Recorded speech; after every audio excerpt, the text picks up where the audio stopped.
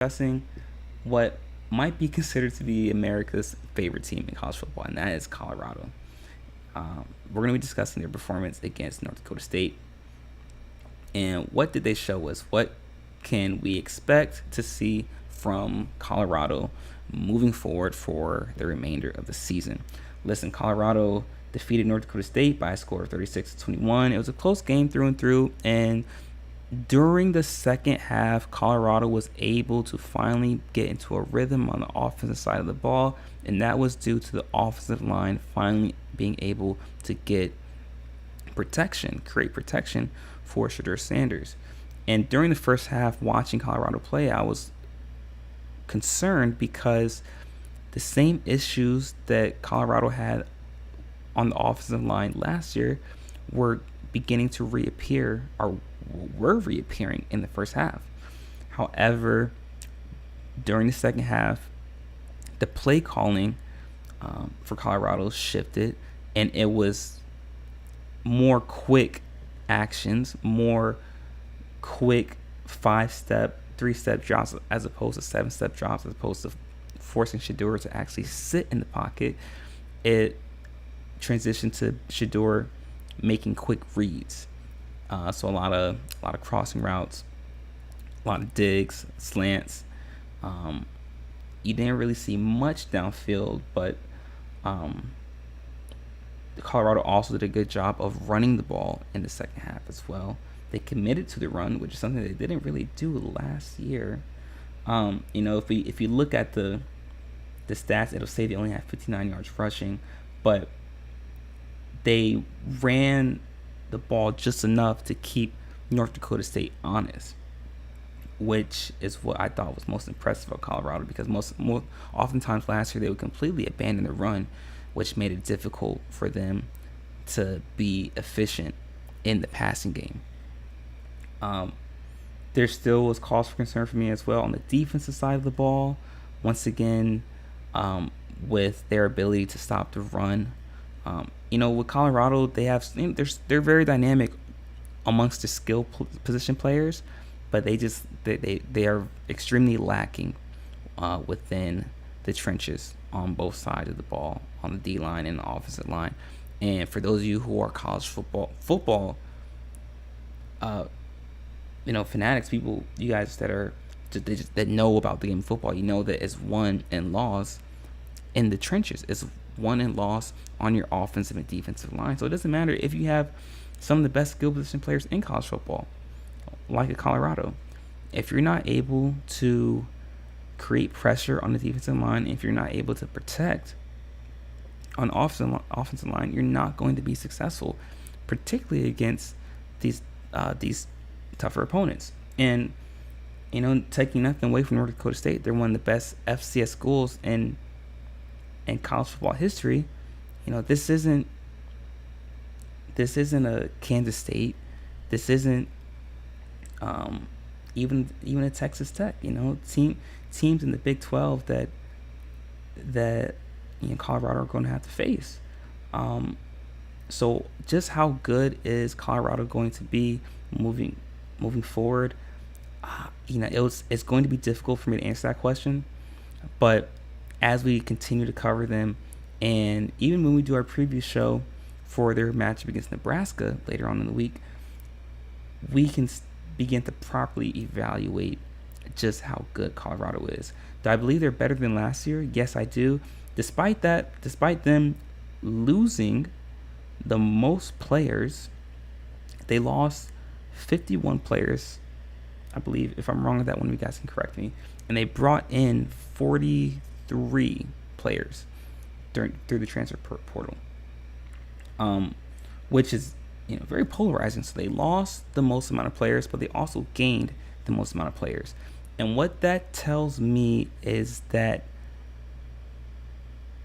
the culture is beginning to develop within Colorado. Now, something that I often say on this show, and something that Dre says as well, is that the truth is very polarizing.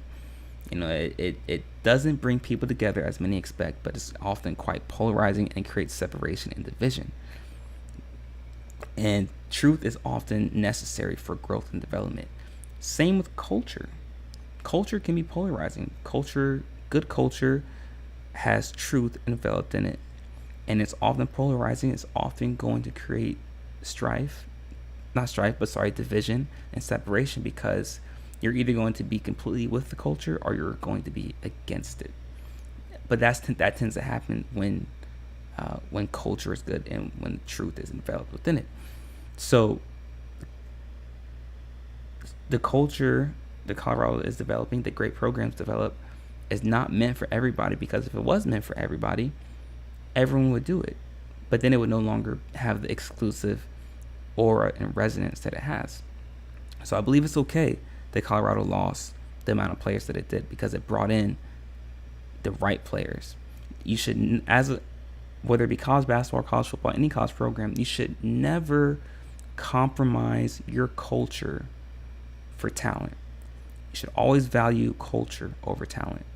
Too often times, especially with the NIL and the way things are set up now, teams are just buying players and they're compromising their culture for talent, which is something I respect about Dabo Swinney and Clemson, though he's on the complete end of the spectrum with it in terms of not compromising his culture. I do respect him for committing to his culture and what Clemson is created upon his foundation. I do respect that. However, when it comes to great leadership, you have to have an ability to adapt, which is something Nick Saban did in Alabama. But not to digress, great cultures have that impact. It can be, like I said, polarizing and can create division. And that is what Deion Sanders is doing here at Colorado. And that's what all great programs have done. They have done a great job of creating culture. However, what I believe is going to be happening, especially with the way things are set up now, like I said, with the NIL and many programs just buying players, we're going to start to see less prominent culture. And what I mean by that is, once again, use Dabo Swinney and Nick Saban example. 10 years ago, or even 5 years ago, 6, 7 years ago, there was a huge distinction between each program, i.e. a Clemson and Dabo, an Alabama and Nick Saban, an Ohio State and Urban Meyer, even in LSU with Ed Orgeron. There was clear distinction amongst each powerhouse team in terms of culture, because each team had different philosophies for the culture and how they were going to raise these young men. However, with the NIL and its implication now, that culture has become diluted. Now, what you're going to start seeing is that many college football teams are going to start to look the same, because now many programs are sacrificing culture simply to get the best players. They're buying these guys. They're buying these players. And I understand. I'm proud of these young men for being able to monetize their worth and their value respectively. However, there has to be a balance in terms of adeptly compensating these young men, but also still having a culture that allows them to truly develop. And a lot of these programs now don't have that culture, and that's going to be the clear separator. Because I tell you what, in about, I would say, 2 years, all these teams are going to look the same. There's not going to be a distinction. There's not going to be a difference between a Georgia and a Michigan, or an Ohio State and in Alabama, or a Colorado and a Michigan State. A lot of these teams, if they don't develop their culture, are going to start to look the same, because now it's just going to be, okay, it's just all about talent now. It's no longer about, like I said, developing the culture and philosophy for each program separately. But let me know what you guys think in the comment section. What do you guys think about this concept of culture within the programs, and teams sacrificing culture for success, quote unquote success, and talent level? In our next segment, though, guys, we're going to be discussing Another team that is known for its culture and is actually entering a new era.